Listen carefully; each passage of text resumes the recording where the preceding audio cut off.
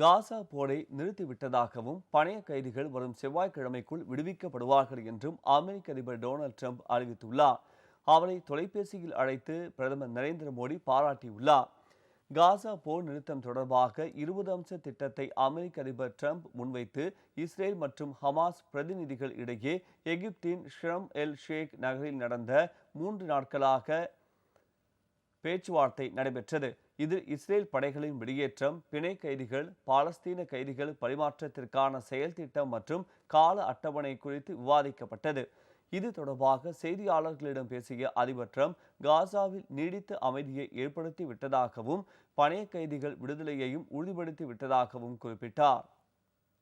We ended the war in Gaza and really, on a much bigger basis, created peace. And I think it's going to be a lasting peace, hopefully an everlasting peace. Peace in the Middle East. We secured the release of all of the remaining hostages, and they should be released on Monday or Tuesday.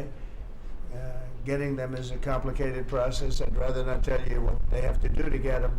இதனிடையே காசா அமைதி திட்டத்தின் வரலாற்று சிறப்புமிக்க வெற்றிக்காக நண்பர் அதிபர் ட்ரம்பிடம் தொலைபேசியில் வாழ்த்து தெரிவித்தேன் என்று தனது எக்ஸ் பக்கத்தில் பிரதமர் மோடி பதிவிட்டுள்ளார்.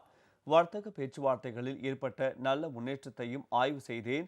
வரும் வாரங்களில் தொடர்ந்து நெருங்கிய தொடர்பில் இருக்க விரும்புகிறேன் என்று பிரதமர் மோடி குறிப்பிட்டுள்ளார்.